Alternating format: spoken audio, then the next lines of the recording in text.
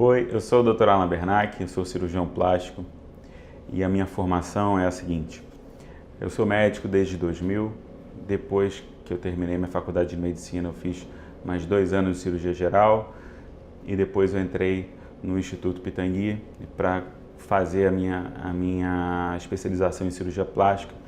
Tive a oportunidade de trabalhar diretamente com o professor Pitangui na Clínica Pitangui durante os meus 3 anos de especialização e na Santa Casa também, na 38ª Enfermaria da Santa Casa, onde eu conheci maravilhosos mestres, dentre eles eu posso citar a doutora Bárbara Machado, o doutor Sérgio Carreirão, dentre outros todos, com todo o meu respeito, o doutor Ramil Sinder. E depois que eu me formei, em 2005, quando foi pouco depois, em 2006, eu já prestei minha prova de especialista, fui aprovado, ou seja, eu sou um membro especialista da Sociedade Brasileira de Cirurgia Plástica. E em 2006 também eu recebi um convite do professor Pitangui, que me deixou muito lisonjeado, porque eu fui convidado para fazer parte do corpo clínico da Santa Casa, lá ajudando ele a preparar os próximos alunos em cirurgia plástica, no que eu faço desde então, desde 2006 até a presente data. Sou hoje professor assistente do curso de pós-graduação do Instituto Ivo Pitangui. Além disso, sou membro efetivo da Associação dos Ex-Alunos do professor Ivo Pitangui. Também sou membro do Centro Nacional de Neurofibromatose, onde eu tenho a oportunidade de ajudar as pessoas que têm essa desordem genética. Por que eu estou falando isso? Eu estou falando isso porque eu quero abordar hoje um assunto que eu acho muito pertinente, que é a escolha do seu cirurgião plástico. Como você faz para escolher o seu médico? E é isso que a gente vai passar para vocês agora.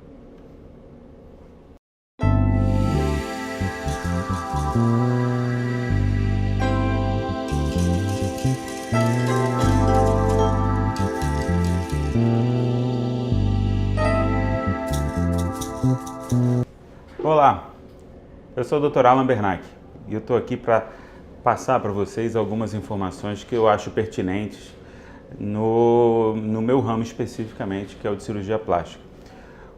Nesse vídeo eu vou abordar 2 temas relativamente parecem simples, mas na verdade eles são muito importantes e eles são o início de tudo. O que é o início de tudo? Eu queria que todo mundo entendesse o que é um profissional cirurgião plástico. Como é que ele não simplesmente forma médico e vira cirurgião plástico? Como é que isso acontece? Uma pessoa faz o vestibular para medicina. Então ele tem 6 anos de faculdade para percorrer. Então são 6 anos até ele se formar médico. É um médico generalista. É um médico que ele não é especialista em nada. Depois que ele se forma médico, ele tem que buscar uma nova especialização se ele quiser ser cirurgião plástico. Essa especialização é uma especialização em cirurgia geral, que vão ser entre 2 e 3 anos de especialização em cirurgia geral, no que esse médico vai estar habilitado a fazer cirurgias abdominais, por vezes torácica, fazer dissecções, se capacitar principalmente para as emergências que podem acontecer no dia a dia, independente de você estar numa cirurgia plástica ou não. Depois que ele se forma cirurgião, ou seja, ele fez medicina, passou por um processo seletivo, foi ser cirurgião, ele vai entrar num novo processo seletivo, no qual ele vai ter que escolher uma das escolas que são credenciadas pela Sociedade Brasileira de Cirurgia Plástica. Tem um intuito de ter uma formação completa para esse profissional que está querendo se tornar cirurgião plástico. E essa formação dura 3 anos.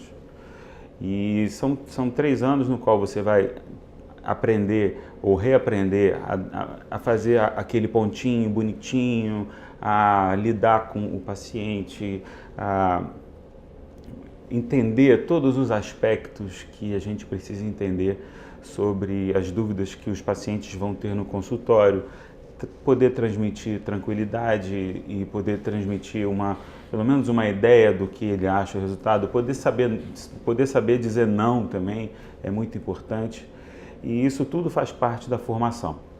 Hoje, então, você quando pega um cirurgião plástico, por mais que ele seja recém-formado, ele é uma pessoa que estudou durante 11 anos. Não são 11 dias, não são um ano. Não é um ano, são 11 anos. Então, esse médico que passou por todo esse processo, ele vai, depois, quando ele chega no final desse processo de 11 anos, que fez esses 3 últimos anos na cirurgia plástica, ele vai fazer o quê? Ele vai fazer uma prova que vai validar esses 3 últimos anos dele. É uma prova que existe há muito tempo pela Sociedade Brasileira de Cirurgia Plástica, aplicada todo ano para os alunos que estão se formando no 3º ano. Sendo aprovado para essa prova, ele vai virar um membro especialista da Sociedade Brasileira de Cirurgia Plástica.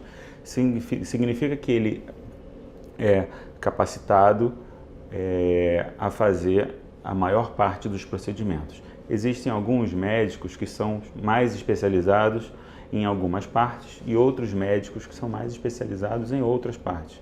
Isso vai um pouco do gosto de cada um, vai um pouco da vontade de trabalhar com isso ou aquilo. Então, é sempre importante saber com o que o seu médico gosta mais de trabalhar, porque eu acho fundamental a gente trabalhar com o que gosta de trabalhar. Como é que a gente encontra, como é que a gente sabe que esse cirurgião ele é da Sociedade Brasileira de Cirurgia Plástica? Existe um site, um website, você vai à internet, entra no computador, digita lá www.cirurgiaplástica.org.br. Dentro desse site, que é o site da Sociedade Brasileira de Cirurgia Plástica, existe um lugarzinho no qual você pode escrever o nome desse médico e o estado. E aí lá você vai ter acesso à informação se ele é um membro da sociedade ou se não é um membro da sociedade. Existem 3 tipos de membro na sociedade: o membro aspirante, o membro especialista e o membro titular. Qual é a diferença entre eles? O membro aspirante é o membro que está em formação, é o membro que ele está sendo capacitado para prestar a prova para especialista. O membro especialista é o membro que já passou por todos os pré-requisitos que são solicitados e que são exigidos, digamos, e ele já fez a prova e já é um membro especialista. E depois disso, esse membro especialista, se ele quiser ir a membro titular, ele vai mostrar para os colegas, através de um trabalho, como os seus casos e tal, uma coisa bem específica nossa lá. Então ele vai ser um membro titular, que nada mais é do que um membro especialista que tem direito a voto para a nossa instituição, e que os membros titulares também são os membros que são convidados a falar em congresso. O membro especialista não é convidado, ele é convidado para falar somente o membro titular. Então essa é a diferença entre o membro titular e o membro especialista.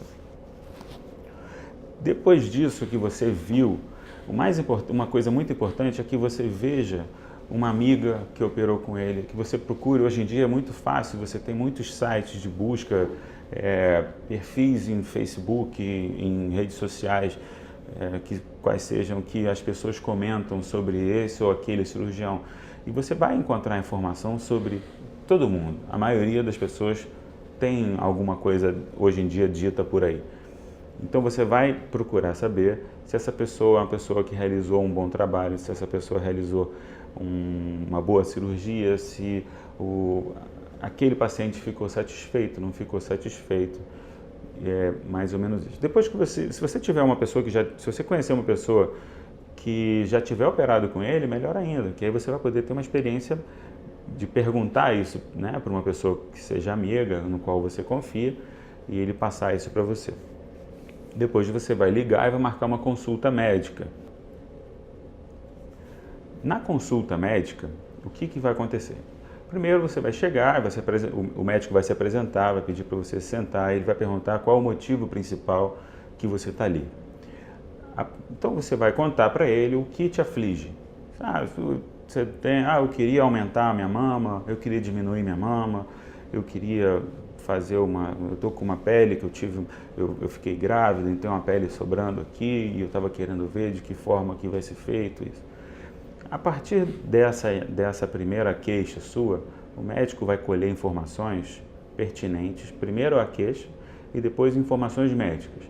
Se você tem pressão alta, se você é diabético, se você já teve hepatite, se você já fez alguma cirurgia, se você tem algum tipo de alergia, se você fuma, se você já ficou internado por algum motivo, qual medicação que você toma habitualmente ou eventualmente, se você faz exercício físico, vai querer saber o seu peso, sua altura. Então, com todos esses dados, o médico vai ser capaz de pensar numa melhor forma de abordar o que você trouxe para ele de queixa, que vai ser uma abordagem completamente individualizada, ou seja, por mais que nós tenhamos técnicas que podem ser aplicadas a todas as pessoas, ou pelo menos a maioria delas, cada pessoa é diferente da outra, toda pessoa é diferente da outra. Então você vai passar depois disso a uma sala de exame no qual o médico vai examinar você e vai mostrar para você e vai tentar entender de você o que você quer.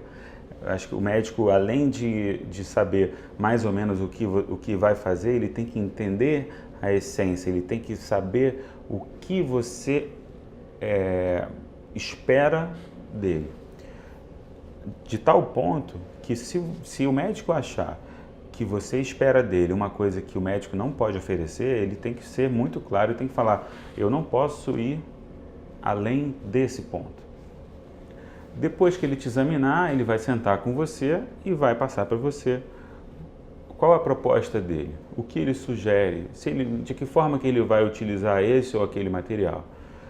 No lugar que vocês vão fazer esse procedimento, ele vai passar para você o orçamento dessa clínica, se for uma cirurgia reparadora na qual o seu plano de saúde tenha um reembolso ou direito, alguma coisa, bem, ele vai montar essa parte do orçamento da forma que seja o preço que ele acha que vale para fazer a sua cirurgia. Depois disso, ele vai pedir, o que é muito importante, vai solicitar uns exames pré-operatórios, baseado na sua história médica.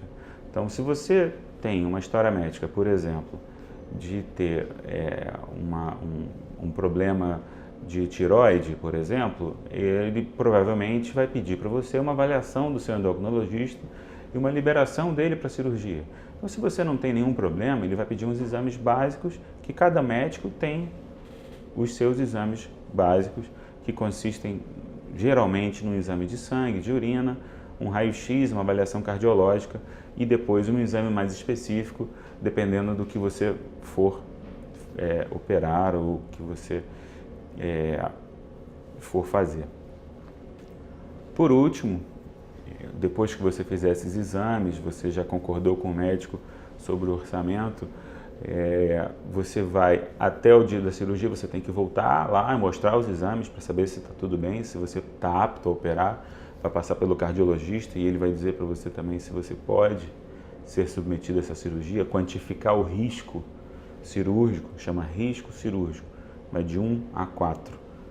1 é o mínimo, 4 é o máximo. A gente não opera geralmente o grau 3 ou 4. Geralmente a gente fica no grau 1 e 2 porque os outros representam maior risco.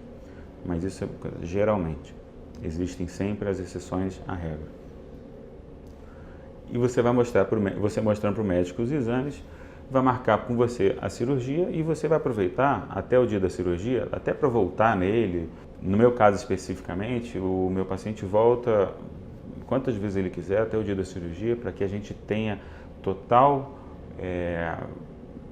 transparência e que ele possa tirar todas as dúvidas. É muito importante que o paciente seja operado com tranquilidade, com todas as dúvidas tiradas, para que ele possa entregar ou se entregar sabendo que o melhor está sendo feito por ele.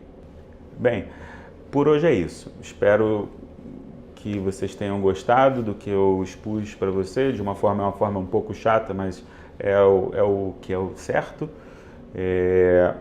E agora eu vou esperar que vocês mandem para mim outras dúvidas sobre assuntos quaisquer. E eu, na medida que eu acho que existe uma importância na qual eu posso esclarecer para vocês, eu vou trazendo esses vídeos devagarzinho, na medida do possível. A gente pode chegar nessas dúvidas na minha fanpage do Facebook, que está o endereço aqui na tela. E lá vocês fazem as perguntas. Se eu puder responder por lá, eu vou respondendo, mas se for um assunto mais pertinente, a gente vai trazer aqui para vocês, tá? Um grande abraço.